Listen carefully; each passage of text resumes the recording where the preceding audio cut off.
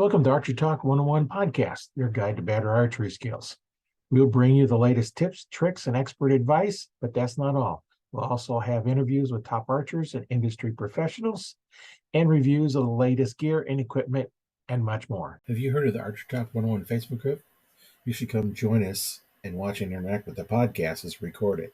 You can do this in real time. You can interact with the show, ask questions, and participate in the show. So you want to talk about archery and write a book. Well, my name is Roy Canterbury on Archery Talk 101 today. We have an author and an archery enthusiast on the line with us. Michael Perry, welcome to the show. I appreciate you having me. Good to be here. Yeah, tell us a little bit something about yourself. How you got started, when you got started in archery. Yeah, I live in Alabama. I'm a 12-hour swing shift plant worker. I got my start in the outdoors when I was young, trapping, because I lived in like a little small town. So trapping was the best thing I could do at that time of age. Didn't really have no deer around. So a little bit later, we moved all back to where my grandpa was at on a 40-acre farm. Our family did, and there's a lot of land that was around that we could trap and do a little squirrel hunt and stuff like that. But deer wasn't. You had to go travel around to get to deer and stuff. So my dad was he liked back then he was an archery hunter with a recurve and before they come out with the compounds and stuff. So he was pretty successful doing that. So I picked up archery as young and didn't really get started to get serious with it until I was probably in my 20s. But every year now I'm taking a bow, or sometimes I'll take a recurve with it. I haven't. Only thing I've killed with it so far is a black bear, but kill quite a few deer with a compound now. But I love outdoors, and we're mainly public land. So I do a few trips every now and then where you got it, but most of our passion is whitetails on public land. So that's pretty much what we do here. That's good. You have a lot of good public land to hunt. Yeah, we got some big deer in some places. So the possibility of big deer. It's not like northern states or western states, but we've got some good ones. Yeah, each deer in each area is a little bit different in size and characteristics. And I know up here in Nebraska and Iowa, we have some big bodied deer, and some of them down south, they don't have as big of bodies, and it's just all different. Right. Yeah, we'd be lucky to get one 200-pound. I've not killed one with a bow over 200 pounds, but several with a gun. But the biggest one with a bow was like 180 pounds. They score real good. He was 140 something inches. That's the biggest one I've killed with a bow. So that's real good on public land. So, but most of the deer, especially bow hunting, I'm not quite as picky. I'll try to be 8 point around his ears, if we can. Or if we need meat, it don't have to be that. So. Yeah. If you just want meat, those work just fine. Right. So. Yeah. It's tough, especially on public land, getting them close enough for a shot. So you're not too picky sometimes. But. Yeah, I know you wrote a book about hunting public land. Right. Tell us a little bit about why you decided to write the book. Well, for 14 years or so, I've done some public land hunting advisories for a magazine called Alabama Outdoor News, and it had kind of went out of business because the magazine business is tough now, and I've wrote a few bigger articles and stuff like that for magazines. So, but after I killed a state record deer with a muzzle loader, and I thought it's always been kind of interesting writing a book. So I thought after I'd done that, I had enough street credit basically to write a book about hunting. So it kind of tells how I've killed several deer, and then a few tips and stuff like that, tactics and postseason scouting tactics and some other things. So it was kind of like a lifetime dream or a life achievement thing, just something for me to leave behind. I'm getting a little older. I'm 58, so like I say, so I just something I'm proud to have done, and it got published this past August. So I really enjoyed it. It was kind of painstaking a little bit, but I learned a lot, and then really enjoyed it and proud of it. So. Yeah, and nice thing about those that get to watch the video is I can actually show you on Amazon the book right here. Here's the book he wrote. There's him with his deer, Black Warrior Wildlife Management Area in Alabama, and here's the book. So, if you're interested, check it out. Yeah, do that. I appreciate it. So appreciate you showing that and showing the link. So Yeah, and I can just go out there and find it. I just looking on your profile, I seen that picture. It's like, oh, so I went to Amazon because it looked like it was an Amazon on post. So I went out there and looked, and sure enough, it's out there. And like we kind of alluded before the thing started, there's other Michael Perry's out there, but this is the one that you wrote. The other, you have a clone name out there, another author with the same name. yeah, it's kind of that was fun because some people asked me about that a while back, and I said, no, it's not me. I just wrote the hunting book. I didn't write them other books. So Yeah, I was beginning to wonder, because when you go out there and search for it, it'll be there, and I can leave a link in the description to make it easier for those that want to go out and get your book to get it. And that's something that's it sounds interesting. I appreciate that. So I'll have to get it and take a look at it. Yeah. So what I'm sure you got some stories on hunting public land, because that's mostly what you hunt. Then I'm assuming is public lands. yeah, I've made a few trips on different public lands. We've been to Wyoming several times bow hunting. I took a spot stock 2 mule deer with a bow in Wyoming on Thunder Basin National Grasslands, and also shot a 2.5-year-old whitetail out of a lock on hunting right by the Cheyenne River on public land, and it's kind of historical river, so that was pretty neat. Yeah. I was proud of that.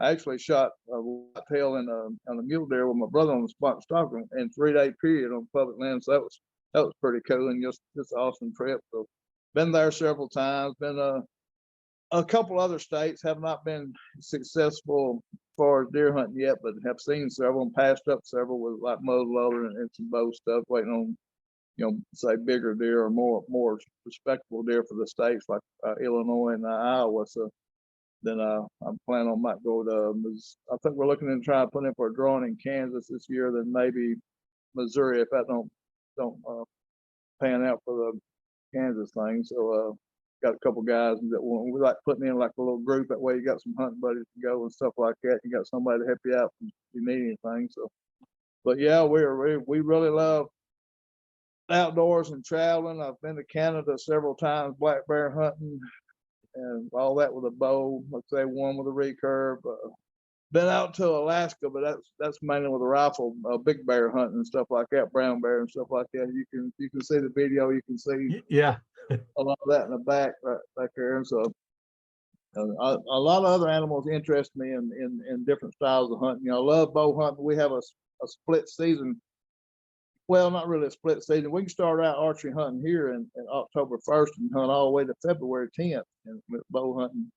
And the public lands that I hunt there have specific gun days, and then on them days we're usually toting rifles because it's tougher with the bow then, and then we'll go right back to bow hunting the next day after the gun hunt. So that makes it interesting and fun. So we got a long season in Alabama, longer than a lot of states. So and when me and my wife will take her camper, set up camp and camp for a couple of weeks at a time, and just enjoy the outdoors and promote that with other people and other families and kids and stuff like that. Try to get them outdoors and try to put the phones and stuff down a little bit and take a breath of fresh air and enjoy what we got. Yeah. Does she shoot a bow as well, your wife? She shoots a bow. She's trying to get her strength back up. She's small framed and pulls less than 40 pounds. The first deer she ever killed was with a bow. She killed one with a bow. She killed one with a crossbow. So she's muzzleloader. She can shoot anything you put in her hand, basically. So she's she's a well-rounded little hunter. So yeah, and you don't have to shoot a lot of draw weight to kill a deer. No. You just got to stay within your range. I was talking to some guys earlier, and his wife was shooting like 42 pounds, but she knows her range is 15 yards, and you shoot within your range, whether you're a guy or a lady. You got to know what your effective range is and stay within it. Exactly right. That's the whole thing. Is if you you don't have confidence, and you get that by practicing. Exactly right. Yeah, 38 pounds is what she's pulling normally. And the legal weight in Alabama is 35 pounds, and that's that's not a big deal there. So if you can pull 35 in Alabama, you can take a deer easily. So Yeah, you're just not going to go take those 60, 70-yard shots. and no. At I, that way, you'd be way high shooting. right, yeah, I don't hardly even do that with a shooting a 70-pound compound. I've shot a couple like at 50 yards, but most of the time, the way we hunt, the way you set up, you're setting up for a lot closer shots, and most of the shots I do on deer are something that's less than 10 yards. So. Yeah, I like to set up for 20-yard shot, Mm-hmm. but they never listen. They always come in closer. That makes it thrilling. Yeah, I've had them walk underneath my stand and everything else, and it just comes like, darn, you're too close. You're too hard to shoot you straight down. Yeah, but that was some of my worst shots. Is whether it be about 3 or 4 yards, I'd always pull left or right or something until I got one of them bubbles on my sight where I make sure I wasn't counting my bow. Yeah. So I'd rather them be about 12, 13 yards out. So, but them close ones, that they'll do it. That, like you say, if you ain't expecting, they're gonna be closer than you want. So. Yeah, and they don't cooperate. But that's why we're doing that. It's all different. Yeah, especially like where we hunt, we're mainly big woods hunters, and we don't really hunt fields or anything. So you're not hunting food plots. So you're trying to hunt transition edges and pinch point and stuff like that, or maybe a trail going to white oaks or some kind of food source. So you don't. And bucks, if you're hunting bucks, they won't stay on the trail most of the time. They're always pop out where you least expect them to, and then Right. be right under you or something. So. And hunting in the woods, you don't have them long shots anyway. No, very rare.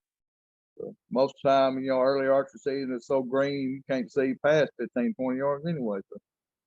Yeah, there's just so much there, and then when the leaves aren't there, you still can't shoot because all the little bitty branches from the brush is in the way. Right.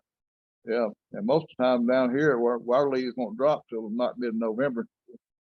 You have to push through that for a while. So, but I kind of like it better like that because it's easier to get in cover. And you can hide your movement a little better and stuff like that. So. Yeah, it's all just that's the thing I learned.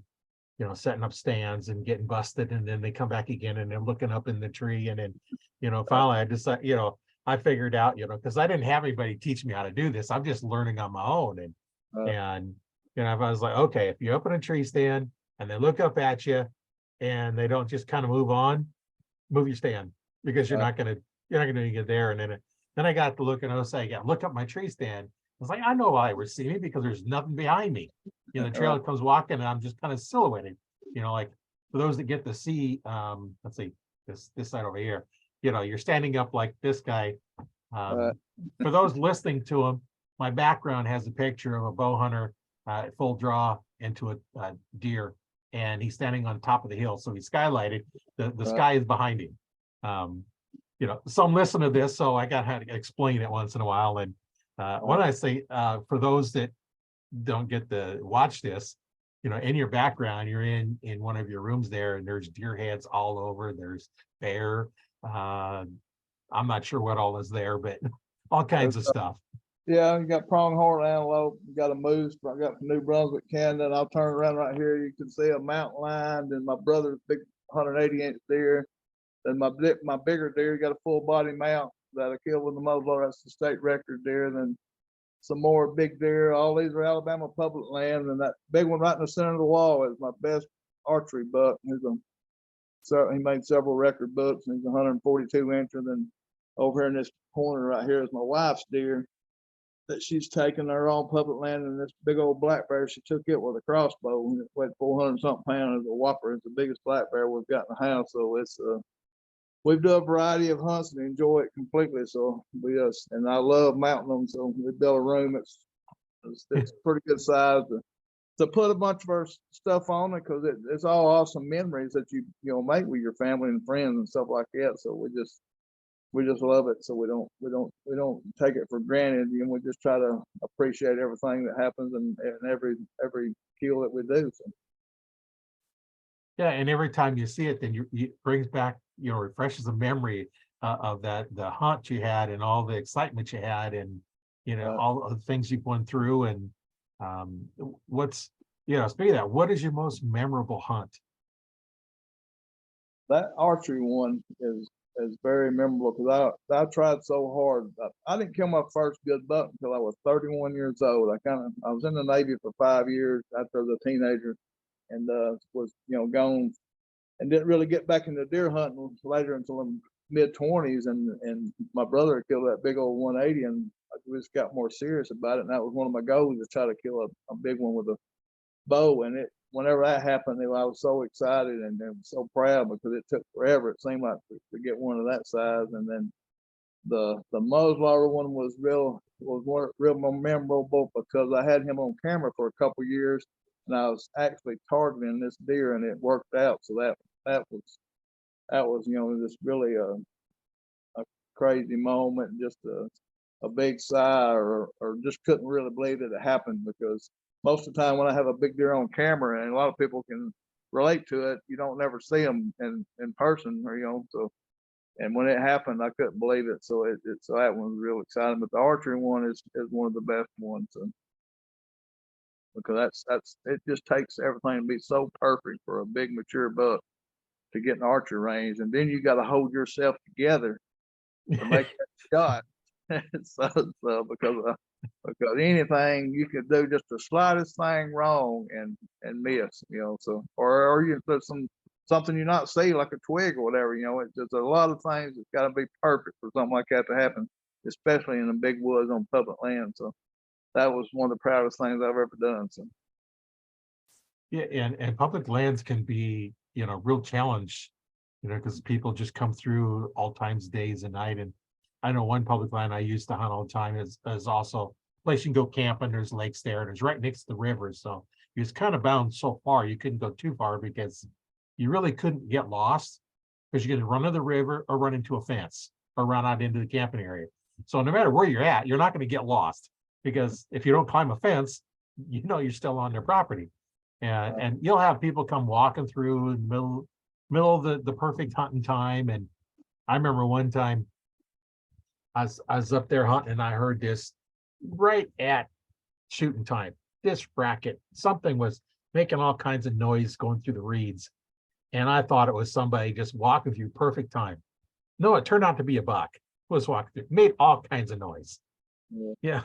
And then other times, like, where'd you come from? All of a sudden you look down and here's a deer standing next to you, your tree standing. I've had a very similar thing happen to me one time. We've had a problem with the wild pig, the feral pigs in our areas too. And one day I was sitting I think it was a lock on, it was about a creek crossing. Anyway, I heard a bunch of dang rackets just behind me, just sound like stuff breaking, just making all kind of dang rackets. I said, "There's a big pig coming." So I should have got up and got kind of turned around and looked, but I didn't. I was going to wait till it got beside me. And when I did, it got beside me, it was a nice buck. And evidently he'd been rubbing trees and stuff like that, but he just made all kind of racket. By the time I could get up, he done crossed the creek and was 60 yards away. So I messed up. If I'd paid attention, got up and took it, verified what it was, I would have had a chance at him. But, just being stupid, really, just thinking that you knew what was going on, and I didn't really. For sure, I should have verified it, and it was a nice buck. So he's gone. So that's one that I didn't get to. You learned. Yeah, I learned. Yeah, learn when you hear something coming, you got to assume it's what you want, and then verify, and then at least you're ready. Like they say, better to be ready than not need it than need it and not be ready, right? Exactly right. So that's one of the things you learn. Like you say about you teaching yourself about stand placement and hunting and stuff like that. You'll go through a lot of pain and a lot of problems and heartache, because it's just gonna happen. So you just got to get through them things and learn from each one of them, and try not to make that mistake twice. So. Right. Yeah, you're all going to make a mistake sooner or later. There's no archer out there that has hunted for very long that hasn't made a mistake. The only one that hasn't made a mistake is the one that's never taken a shot.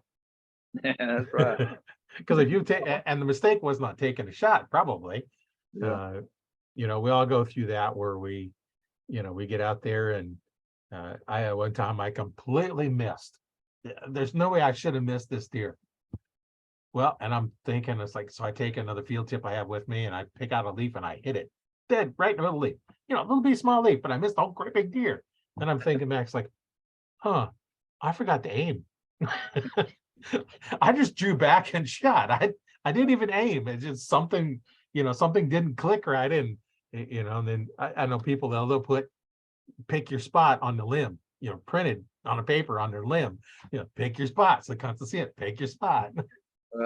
Yeah, pick a hair, pick something. That's true. So I mean, that can happen very easily because especially when you get older. I know you got glasses on. When you start fighting that sight a little bit, trying to look through a peep to a pin to a target. I have two pair. This pair is just for the computer and reading, and the other pair is there for everything else. Because otherwise, if I had these on trying to look, I'd be like this. My head would be all up because I can only see to the bottom of them. And you get a little older, and then you start, as you get older, cataracts start forming. Not bad enough for them to do anything about it, but bad enough that not everything's blurry. Yeah, it don't get easier as you get older. It gets harder. Yeah. Oh, that's why everybody says, taking them long shots. Here's a shot at 100 yards, and they're nailing it. It's like, I can't see it. Right. If it's over about 40, it's like, it's too blurry. I'm not going to be able to see it. I'm not going to take those. And my very first deer, I was up 20 feet up in a tree. Had to get that high to get over the brush to the trail, and the trail was about 40 yards away. And I took the deer come by, standing, broadside. I took my shot. Deer turns around, the arrow's hanging almost completely through. And I'm shooting 52 pounds, full length aluminum arrow with 125 or 145 grain tip on it. It was heavy, it was slow. And that thing I must hit it just perfectly as it turned around. I could see my arrow hanging out the other side. I think that stopped at the fletching. Is how far I went through. And that was my first deer. It wasn't a big one, but hey, like telling kids when their first deer, shoot it.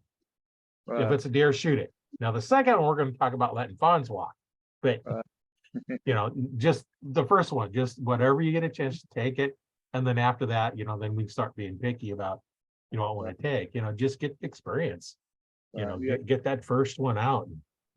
Yeah, you got to work through the experience to learn what to do for the next time or what to make things better, so you got to start somewhere. So, because if a big boy comes around there or whatever, if you not have any kind of experience shooting or taking a shot at a live animal, I mean, you miss completely and just hurt yourself, or maybe make a bad shot either way. But you've got to start out, and then I would assume shoot 10 or 15, 20 deer if you can before you get too serious, because there's a lot of stuff you've got to work out in the woods, right. And then whatever. So and shoot what makes you happy. On set goals. Try to set goals and stick with that maybe. So, but don't worry about anybody else or what size of deer or whatever. Just make yourself happy. So. Yeah, and I go out. Lots of times I'm going out. I'm just going out for the meat. If a buck comes by, But I'm more. I want meat in the freezer, and doe comes by. I'm going to take a doe. But if a buck comes by, I'm not turning it down. So yeah. When I first started in archery hunting, we got 2 deer. That's all we could get tags for. And that's all there was. And archery was always either sex, rifle sometimes were, buck only. And, so you got 2 tags. So the first deer would be, whatever deer was, I'd take it. And then I'd wait till December before I'd fill it with another doe. Otherwise I'd wait for bucks because I had meat in the freezer.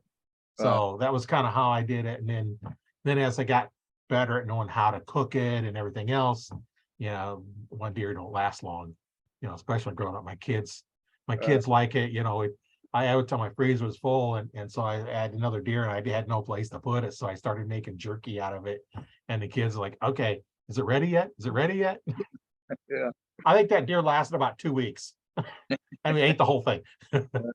Yeah, as fast as I could make the jerky, they were eating it. That's why our son. We only have one child, a son, and if we made jerky or a snack stick, they wouldn't last for nothing. So you had to hide them from him because him and his buddies and friends, they get into it and they'd be gone in a few days. So. Yeah. That's what's nice when you have a freezer full of meat. You can go ahead and make a jerky out of the whole deer. And now I do a lot of processing myself. I don't know if you do or not, but I do a lot myself because in that way I know exactly how the meat was treated. I know it is my meat and not somebody else's. You take them to the processing plants, and you see them hanging in there, and okay, did I get my deer back or I get somebody else's? And especially like on a rifle season, I went in one of them, and here there's some of these deer hanging up, and some of the meat's green and real dark, almost black, and they're like, okay, I don't want none of that. And then you come back, and two of my friends took one in one time to one, and they both got back the same amount of meat. Well, one was about 140 pound, the other was 180 pound. They got back the same amount, and he complained about it. They went back, grabbed some more meat, and brought it back out. It was like, you bring a deer that weighs 140 pounds, you get this much meat. Okay, you pull it, here's steaks, stuff. So I just do it myself, and also then I can cut it the way I want it. How are we going to eat it, instead of trying to say, okay, I want this, and then I'd make I'd make pepperoni sticks. I would make all kinds of different stuff, breakfast sausage, and I can make it all deer if I wanted, or I could mix in some beef or pork, or however I wanted to mix it. And you get a lot of variety when you can know how to do it yourself. That's another whole thing. I remember my first one, my cousin shot one, and he told my brother and I, hey, if you want to cut it up, you can have half of it. We'd never cut one up, so we're trying to figure out how to cut it up. And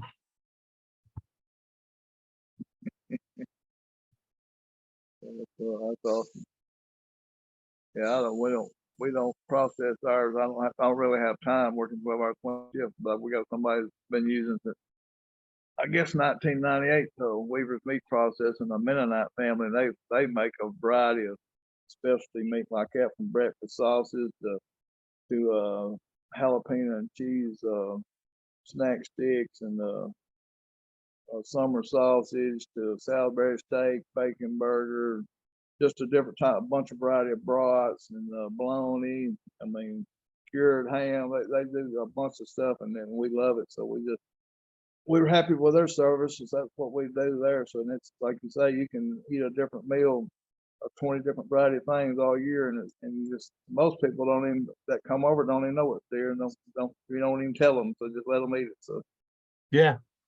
The funny part is when you get somebody, it's like, oh man, this is good. What is it? You say, deer. Oh, yuck. Like, you just said you liked it. It's the idea that they it's meat, you can eat it. processing has come a long way since when we first started hunting. Oh yeah. Proud of that. So, but it's got to be somebody you trust. So, the place we Yeah. got, they're state inspected, FDA inspected, because they do deer. When they're not doing deer, they're doing beef and hogs, and they even do emu. So during the summer, it's their job year round. So they have to do a good job, or they wouldn't have a business. And Right. they've been up for a long time. So. Yeah, when you get somebody you can trust, then it's worth sending it in. It's a skill that's good to know how to do.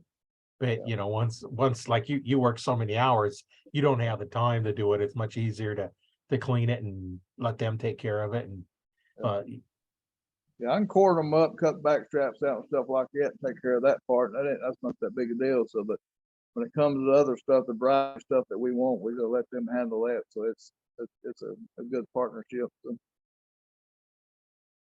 Yeah, cut out the tenderloins and the back straps and take the rest in, because that's the tenderloins, that's some of the best meat I've had. And, I've told this story a couple times on the podcast, but I had the grill going.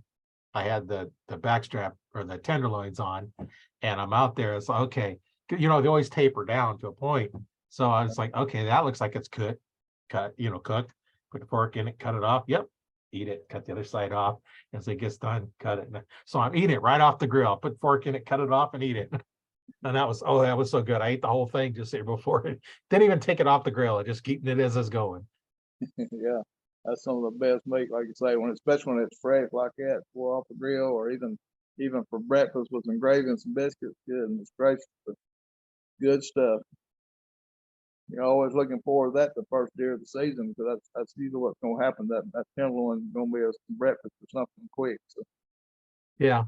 Yeah, it's always best if it's fresh and there's not a lot to it, on a deer. They're not really that big, and as long as you take care and clean them, carefully cut them open. Don't sit there with your knife and just start stabbing in there and cutting through everything and contaminating all the meat. And yeah, you be careful about that, because that's on the inside. So that's you don't want any guts getting on that if you can help it. So no, that kind of makes it not much good. Yeah, and that's why lots of times I don't use a big hunting knife for cutting them open. A lot of times, we do a lot of it with a fillet knife. It just cuts in there, and then when they had the knives with the little zipper cut on it, and then zip it up, and I don't go in. I do the hide first, then go inside, and just I want it as clean as I can, and then hose it down. And one of the things we found by accident one time was a buddy of mine, and we were cleaning deer, and it was kind of dirty and messy from hauling it out. We wanted to hose the inside out, so we hosed the inside out, hosed the hide all down, and everything. Got it soaking wet. That hide come off so easy that time. So after that, we just hosed it all down, and as long as it wasn't so cold, we get it turned to ice as soon as we hit the ground.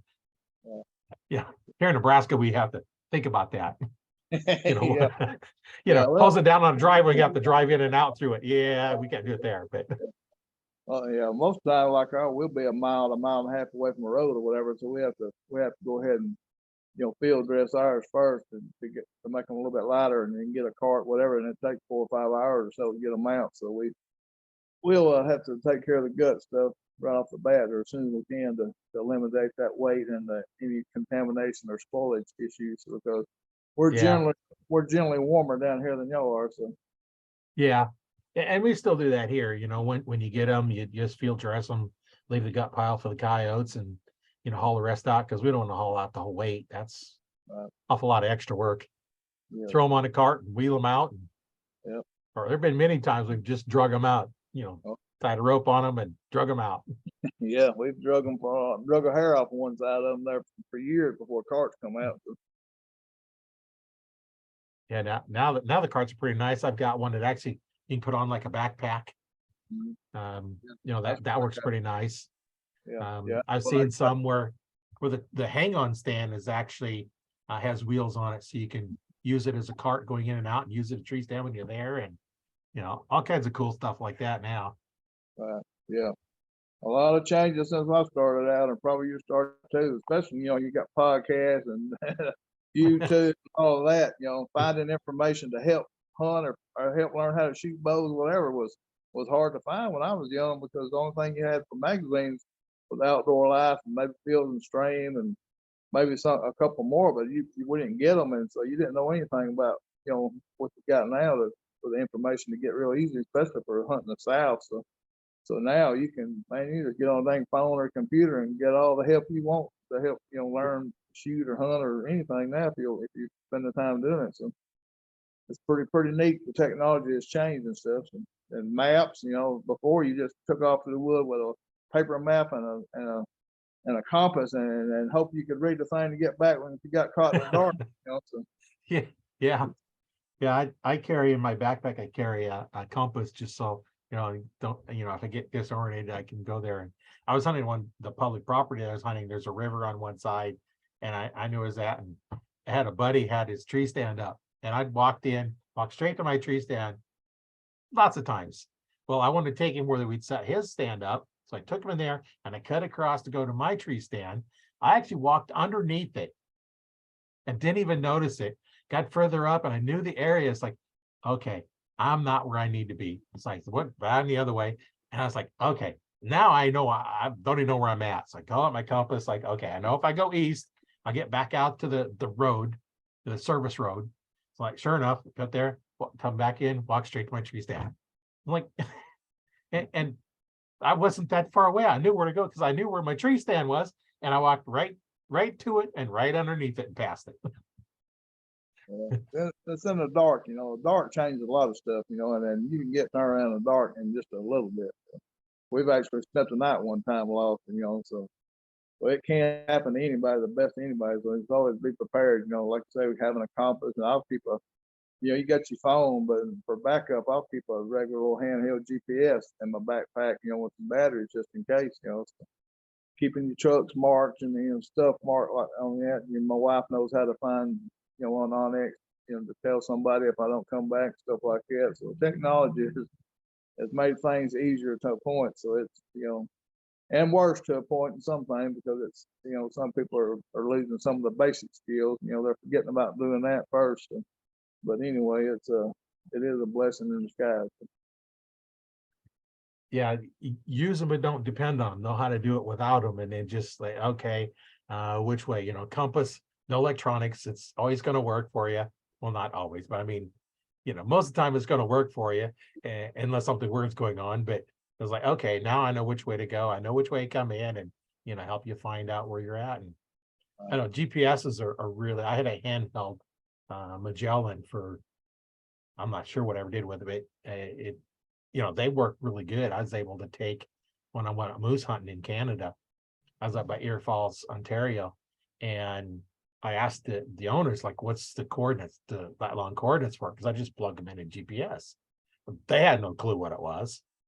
So I got a topo map, because the area, because again, I didn't know what it was like. So I got the topo map, and of course they all have the lat longs on it. And I measured all up and calculated what it was and plugged it into GPS. And you know, I had it plugged in while I was going up to Canada, and sure enough, it said turn down this road. That was the right road, you know, because I knew which road I was going to go down. It said turn down there, and I got there, and this is where the main cabin was, which I tried to guess is off to the left, probably about 30, 40 feet. Well, it said where I was supposed to go is about 30, 40 feet to the other way. And that's just pulling rough guessing off of the map. You know, I didn't have the actual coordinates, but I was able to pull it off and measure, okay, here's the distance between here, divide it all out and figure it. So I missed by, you know, maybe 100 feet, Wow. 200 feet, you know, Good. measuring off a map. So I was close enough. Yeah. Considering back then, you know, your 30 feet is the best you could get from the GPS signal anyway. Right. You know, because at that time, the military had more accurate ones, but they introduced an error for all the civilian GPSs, and best you could do there was like 30 feet was the best you could get down to. And now they're so accurate you can use them for measuring stuff even. Yeah. Yeah. That technology is something else. So. Yeah, it's definitely worth it. You know, to learn how to do it without it. And you know, I can look at them, and you know, then you have to go out and do some searching and know you can get back where you're going, and depend on the GPS to know how to get back there. You get everything all verified, and you know, but you've got to go out and use it in places that not normal. And one thing I found with the GPSs is they're going to take you straight line. Well, Yeah. it might be across the swamp, so you have to walk around. And the thing I found is, you know, up there in Canada, you might be walking on what you think is solid ground, but there might be a couple of feet of water underneath, because it's all layer of trees and everything else. So you walk around it, and sure enough, the GPS kept readjusting my point. No matter where I walked, it said, keep going here. Right. Yeah. So then I knew, okay, it's working. I can depend on it. Yeah. Yeah. Yeah, I keep one of them in my backpack, and just go along my phone. So, you know, there's a lot of cool different kind of apps now that you can get on, or you know, Onyx, Hunt Stand, and I got a new one I'm trying to think of. I'm fixing to start trying it, and I can't even think the name of it. I hate that right now, but it's Spartan Forge. So, you know, it's got some military stuff with it, so it's a real cool looking app. So a lot of things that you can use like that in different terrain features and stuff. If you're interested in hunting different types of terrain and stuff, that'll show all that. So that's real neat technology, and it helps a lot. Yeah, that's one thing with, you know, technology is advancing, and then you know, some of us, you know, want to keep the newest, best, fastest bow in kit. You know, every year they come out a new model. You want to keep up the new model, and then others that go, okay, how hard can I make this? You know, what challenge can I add? And then you have others like me that, you know, my hunting bow is a 2001 PSE. The next bow I have is a 2003 PSE. And then I have a later one that I bought when I worked at Cabela's that was a return with some problems. And being a bow tech, I know how to fix them. Making strings, I know how to fix the strings. So, hey, I'll buy a $900 bow for 150 bucks. Yeah. I can fix this screw if it's stripped out. I can fix it and I can make new strings and cables and that's something I've been doing. So, hey, why not? Yeah. I don't buy a whole lot of new stuff like that. My bow is an older Matthews. It's before before they went back to the binary cams or the double cam, stuff like that. Mine's still a solo cam, and so it's not a split limb. So I feel like once you get comfortable and trust something like that, I don't like changing up every year because you got to learn how that piece of equipment is again, and I like being more familiar with it when I go into hunting versus have something that's pretty new and you might not have worked out all the bugs out of it. But if anybody, I mean, I'm not telling anybody else not to do that, but I like making sure that I'm know that bow like at the back of my hand or my gun or whatever. That way, when it comes time to put it to use, you know exactly where it's going to be at, how it feels, and all that. So, with a new piece of equipment, if you're going to do it, I would do it right now. As soon as the season's over with, get into that and start shooting and practicing with it and actually climbing trees with it, however it is you need to use it, pulling it up and then shooting from the tree and all that, and get where you can be, like I say, as comfortable with it as you can and know what new piece of equipment before season starts. That way you're ready to go and have your confidence built up. There's one old saying that somebody told me years ago was 7 P's. Prior proper preparation prevents piss poor performance. So I try to stay with that. Yeah, that was probably somebody when he was in the Navy, right? It was actually when I was in high school. Older guy told me that. So I've stuck with that. I don't want to be surprised by something. If you're surprised by something that didn't work, it's on you. So, Yeah, that's something that you just got to be prepared for the season. And owning an archery store for a while, nobody does that. Yeah. They come in, they pull their bow out 2 weeks before time to go shoot. Hunting season starts in 2 weeks, and they pull it out, and their string is broke. And then they come in and say, "Hey, is it normal for your string to break while it's in the case?" And I'll open the case up, and there's broadheads exposed in the case. Yes. As soon as that broadhead touches that string, it breaks. And everything. They come in the last minute. It's like, I need something new, and you put something new on it, and well, go over in the range and do some shooting. I'm good. It'll be good. Yeah. and that's just something that we go through, that month before season, making arrows. Because I didn't have any arrows that were pre-made. It's all just raw shaft. And that way we cut them to your length. We put the inserts in them. We fletch them, whether you want veins or feathers. You pick your own colors. Everything was a custom made arrow because you picked your own colors. And so our jigs, I had a dozen of the plastic BPEs, and I had 8 Bitzenbergers, and I had a Joe Jan, and they were all busy. As soon as they dry, come out, next one in, and constantly fletching, and right before the season. And that's something you just got to keep prepared. And then of course I'm ready to go hunting, and I ain't had a chance to work on my bow because I'm working on everybody else's. Yeah, that's the hard part of having that kind of business. Taxidermy business or store, archery shops or outdoor store. It's gonna make it tough when season comes around because that's the busiest time. So I had my hunting bow. I needed a new string on it, and it's like, okay, and it finally broke, because it was so old. And I was like, okay, I need a new string. I think it was 2 years later before I finally got my string on it. wow. I just had to make the string, and it's like everything is going on. I'm just so busy. I couldn't even work on my own stuff. And yeah, I carry my stuff like right now, every 2 years I change my string on mine and my wife's stuff. So and it's time for her bow to get done this year. I done mine last year. Every 2 years, regardless, we're changing strings out, so whether they need it or not. So because I don't want any kind of I don't want it to fall back on me being a failure. So, so Right. so, That's like when I was shooting aluminum arrows, every year I'd buy a new dozen arrows right before hunting season. And I was buying the double X78s, which is, 1,500 straightness, which is the straightest you get in aluminum. And now carbons you get down to 1, but I'd get them. So they were expensive arrows at that time. For me now, what I was paying then is cheap. But yeah, every year I'd have new arrows. So I may shoot the arrow enough to get the broadhead tuned in, and I may have only shot it, 3 or 4 times before it got destroyed on a deer. It was a brand new arrow.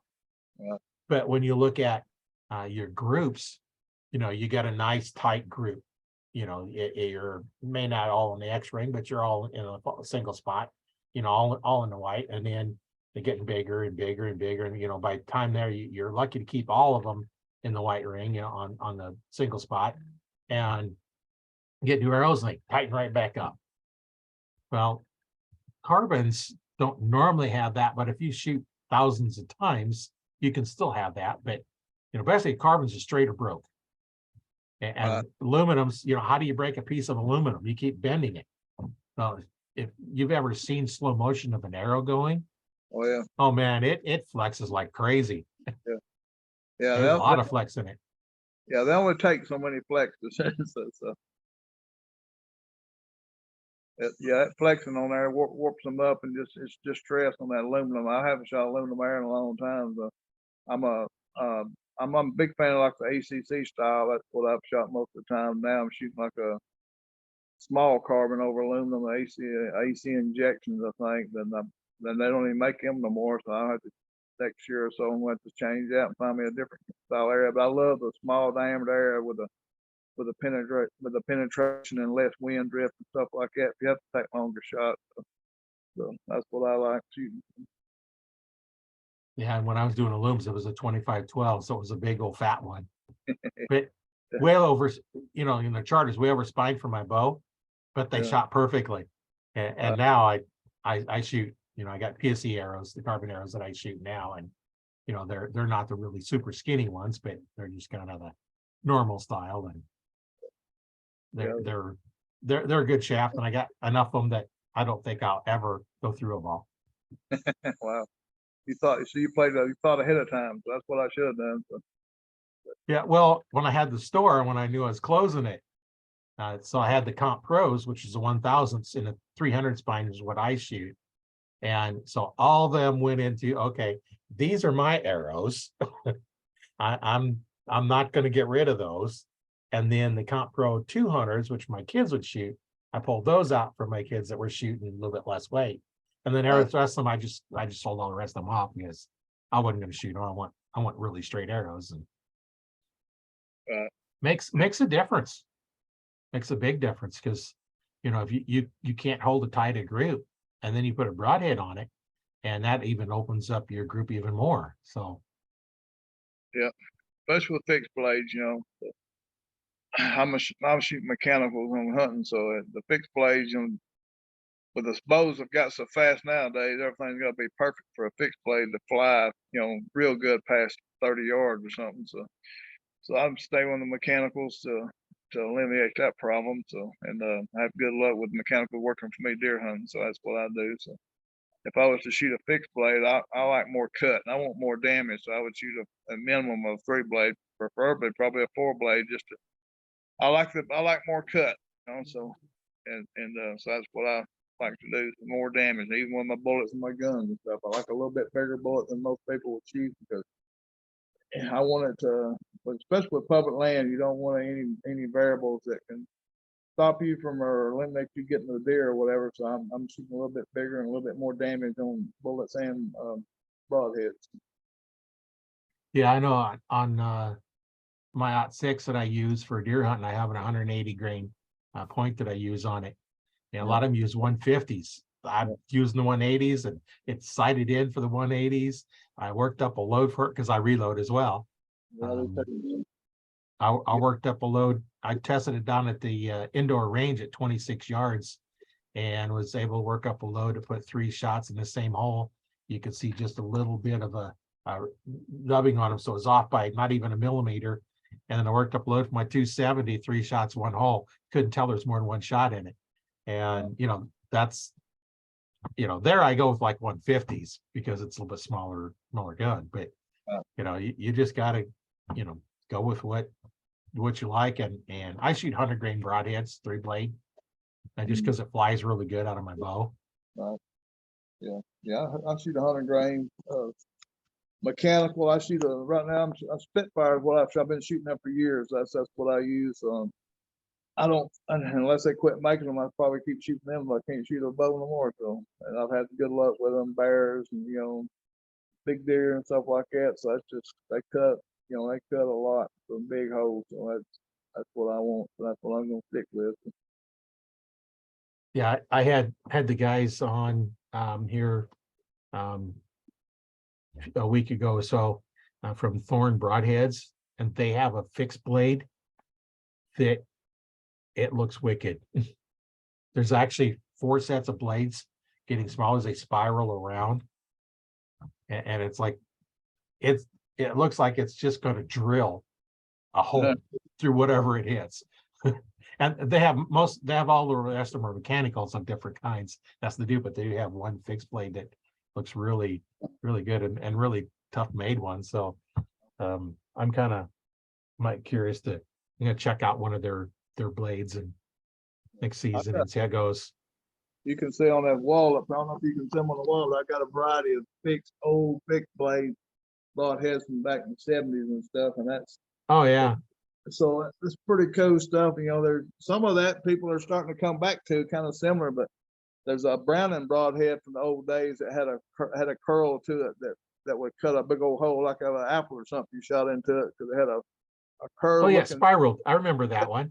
Yeah, so it's kind of cool. You'll see some newer stuff that come back at similar to them things back in the older days that they had, because they tried. There was all kind of fixed blade broadheads back in them days that you could try. So I've got a decent collection of them on the wall that were shot over the years, and I just hang them up so with different kind of aluminum arrows and stuff. So, but yeah, they got some neat looking mechanicals and fixed broadheads nowadays. You can satisfy whatever you want now. So.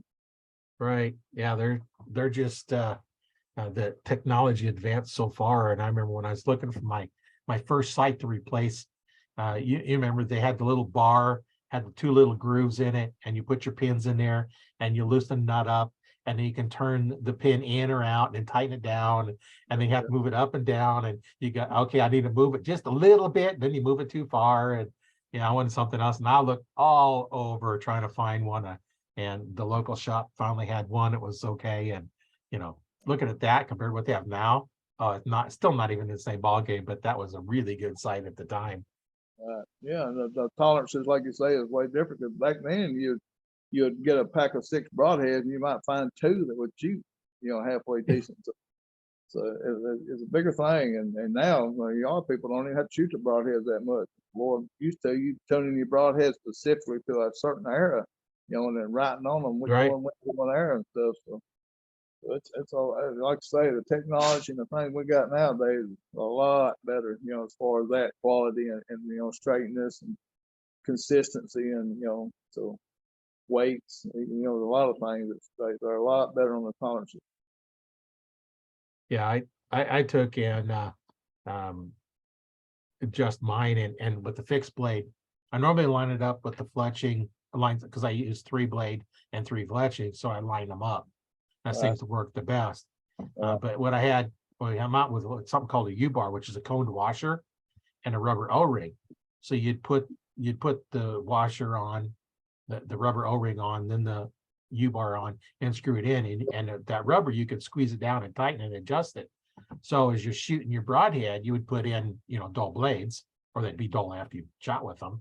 And then you could tweak them a little bit tighter, a little bit looser, and you could actually determine where the broadhead was going to go. You could adjust it, so you get it there. And I found on my muzzies with the bow I hunt with, my 2001 PSE, that they all group together, but not where the field points group. So I know on that bow, if I shoot field tips, they're going to shoot little bit differently, because the broad, I'm going to shoot a little bit high into the right. And Right. so when I take and shoot my broadheads, I know they're on. So if I shoot field tips, I know they're not going to hit where I'm aiming, but I still aim at the same spot, and now I can work on anything else.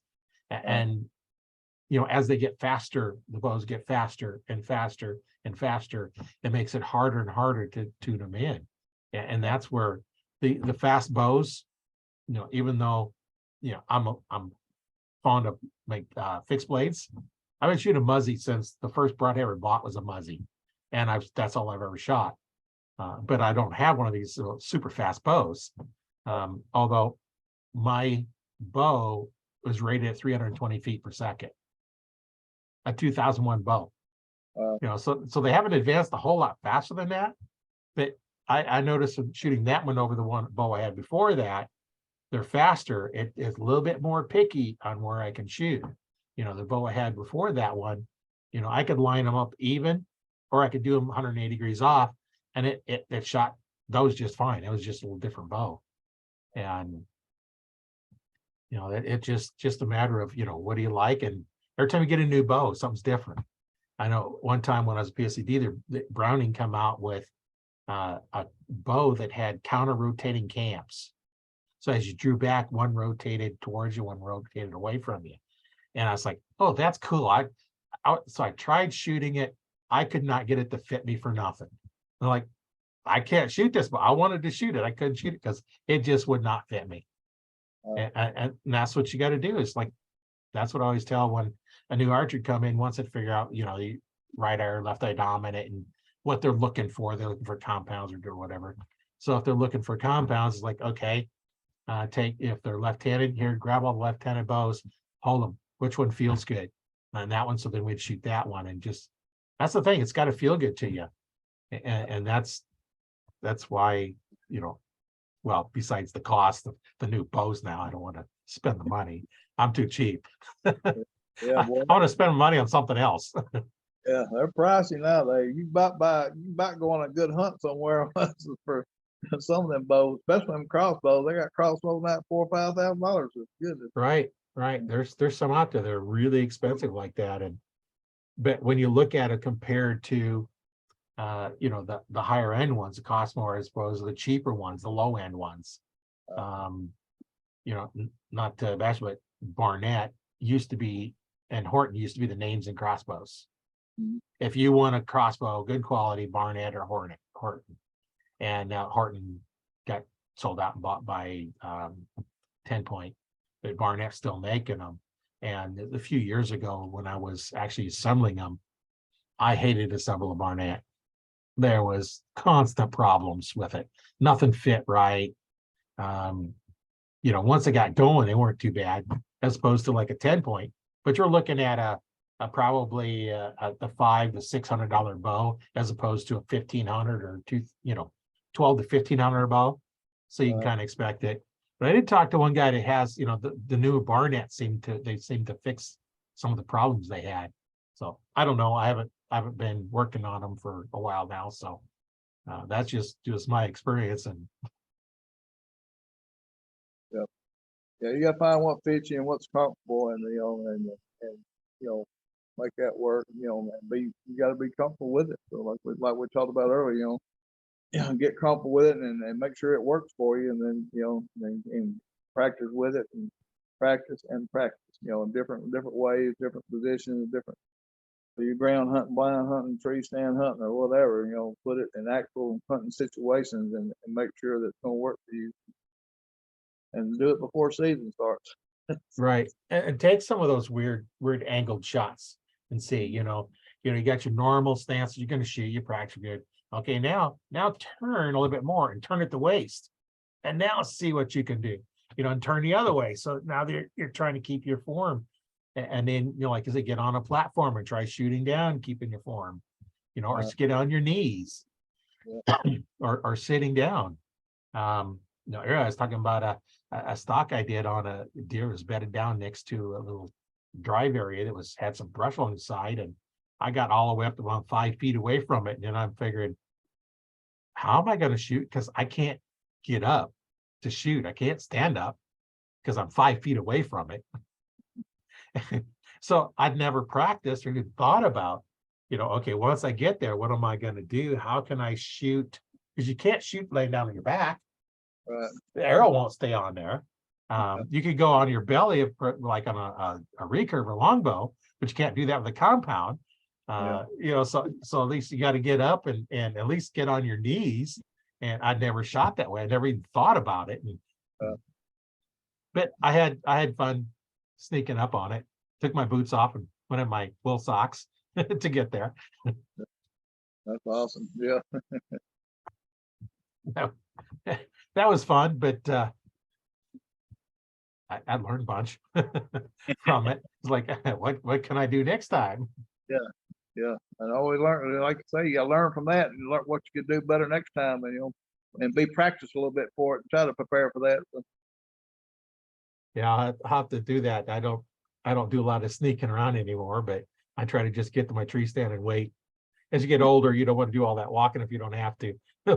Walk in, walk out, ride the four-wheeler close and get off of it and go eat a tree stand. You don't ever know, if you're walking back at lunch or whatever, you might walk up on one and be, kind of be prepared if that situation happens, that you're kind of ready for it, because you don't know. Like we were talking about earlier, a buck, or especially a buck, will surprise you when you're going to see it, where you're going to see it. So, right. So you got to try to be prepared for them situations, because they'll come out of the blue, pop up out of the ground or whatever in front of you. So. Yeah, I know one time my son and I were walking out. It had been raining. It's supposed to quit raining. It had quit raining. And he says, you know what? They're still talking about going longer and longer. And we didn't want to hunt in the rain. So we're walking out. And here this deer is up in front of us. So I told him, it's like, okay, I'm going to stand here looking at me. You stand behind me. You get ready. And then you kind of step off to the side and get your shot. But it didn't wait long enough for to do that. But it's like, okay, they're looking at me, but they're not looking at you because you're behind me. You just never know. That's And right. we hadn't practiced for that. Yeah, you start hunting when you get up, and stop hunting when you get home. We try to Yeah. be prepared all the time. So. Yeah, you constantly look, whenever I'm driving, whether I'm driving or passenger, it's like I'm always looking off the side into the fields and like, oh, there's a deer, there's a bunch of deer. Yeah. Trying to figure out where they're at. It's like, okay, let's see, can I get permission out there? Yeah. No, probably not there. Well, you have any parting thoughts to tell our audience before we get out of here? No, just I've enjoyed the podcast and the video part of it. That's neat. Keep after it. Like we talk about, right now is a great time if you're a deer hunter right now, and up there, I guess for y'all could have already been out postseason scouting, because postseason scouting is one of my favorite things to do, because you can tell what was going on at the end of the season, where pressured deer got moved to, where they went to find late season food. We had a bad year about mass crop. We didn't have any mass crop, so the deer had to adjust to different types of browse, and it kind of messed up a lot of hunters. So be aware of that and find, note where all your different type of browse or mass crop stuff is, and where the deer are right now, the rubs, scrape, bedding areas, and if you can find sheds, looking for sheds, here, if I can find a shed late season, then I know it's, kind of in its core area, so it gives you an idea what to look for, the terrain, and kind of get planning for the season coming up. But we do a lot of walking and scouting this time of the year, trying to make plans for next year and looking into new areas and stuff like that. So, and if you got your bow equipment or any kind of hunting equipment, start going over some of that and put it up where it's in working condition, in good condition, and get your bow ready if you need new string or stuff like that, and keep practicing. The archery wheel 3D tournaments start coming up, stuff like that, dot shoot. Keep your form and stuff, because if you go dry for a while not practicing, you got to build your muscles back up and all that stuff. So keep after that, and then share it with friends and family, and keep enjoying this type of technology that we got now, where we can talk to each other and share tips and tactics and styles from different states and different parts of the world. It brings us all together, because we're all hunters and we're all gatherers and we're all unique people, and we're a part of this great earth, and we need each other to share this stuff and to keep it going. So. Yeah, good points. That's something we all need to keep in mind when we're out here, that, you know, we're all archers are all kind of a small community that, you know, willing to help each other out, and it's fun. There's just something about archers that, you know, we have this connection. We find that you're an archer, your immediate friend. And, you know, we've talked about that many times that's kind of a common thing amongst everybody I get on the podcast, is like, hey, you know, it's all big family, and no matter where you're at, you know, we may have to use the phone to translate what we're saying, but it's a friend. We can't talk to them in our own language because they speak a different language. But you know what? With these phones, you can translate them. You know, Google has a translate. You can type in, and it'll translate to whatever language. You can show it to them, and then they can. So you could actually talk to an archer and not say a word. You know, and then there's the voice translations and. Yeah. That's amazing. Yeah, I went to France 2 years ago for my work, and that's what we done. We use that.